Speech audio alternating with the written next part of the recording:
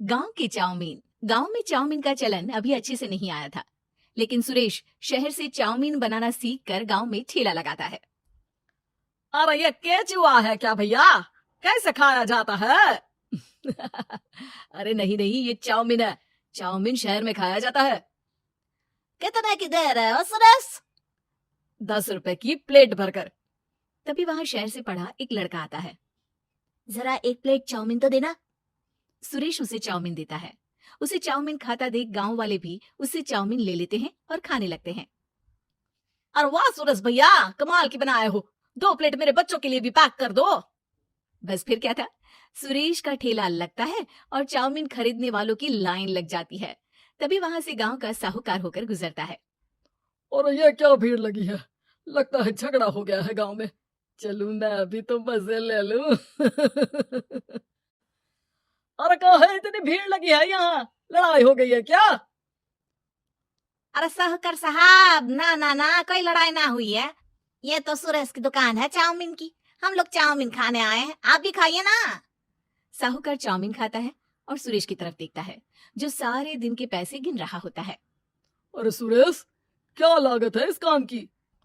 अरे साहूकार जी, आप अब आए हैं तो ये पूरे 10,000 रुपए ले जाइए, जो पिछले साल शहर जाने से पहले आपसे लिए थे ना। लागत तो क्या कहे, जो आपने दिया था उसी में सीखा भी है और दुकान भी खोल ली। अरे पैसे इतने जल्दी क्या जरूरत थी?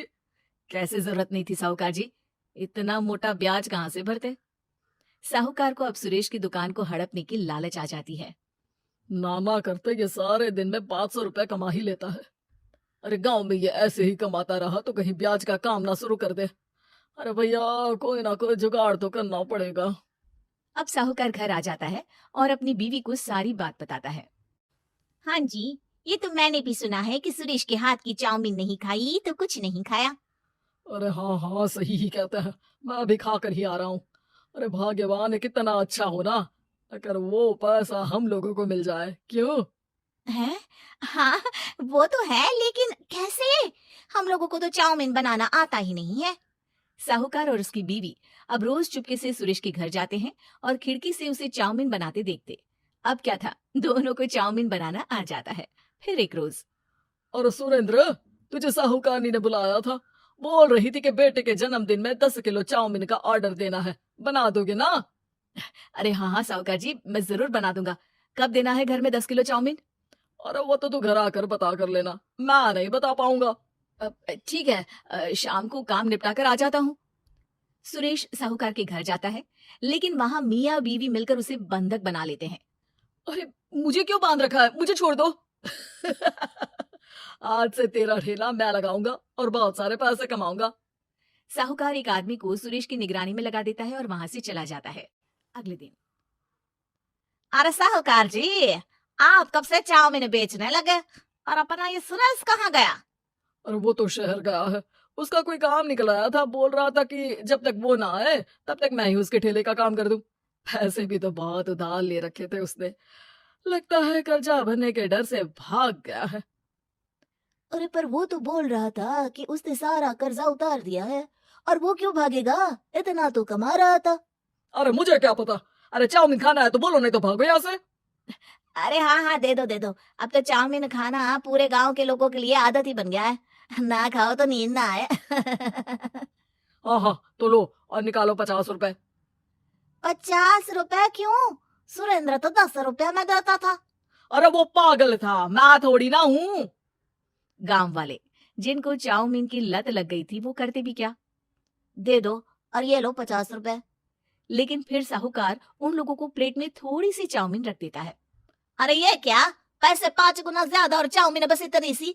अरे साहूकार साहब, भगवान से तो डरो। बस फिर क्या था, साहूकार की मन मर्जी चलने लग जाती है और गांव वाले करते भी क्या।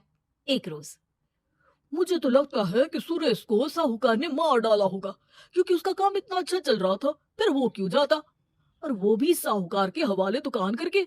ना बाबा ना। अगले रोज, भाग्यवान, देखो तो जरा, इस सुरेश भी ना कितना पागल था। जिस काम से वो ज्यादा पैसे बना सकता था, उससे इतने कम पैसे छाप रहा था। 50 रुपए प्लेट में भी गांव वाले खूब खा रहे हैं चाउमीन। हाँ जी, और जितने में वो लोगों को 10 प्लेट खिलाता था। भर भर कर हम लोग उतने में 20 प्लेट बना रहे हैं, क्यों जी? वहीं सुरेश रोज भगवान से मांगता कि बस एक बार वो किसी तरह वहां से निकलने में कामयाब हो जाए, लेकिन उसकी हर कोशिश नाकामयाब होती। फिर एक दिन अरे भाग्यवान, ऐसा कुछ करो कि चाउमीन बनाने का खर्चा आधा हो जाए, जिससे हम लोगों को और मुनाफा हो। ना जी, मुझे तो कोई तरकीब ना सूझ रही। अरे सुनो, एक काम करते हैं, चाउमीन बनाने में जो सब्जी लगती है वो मंडी में लेने तुम देर रात चली जाना।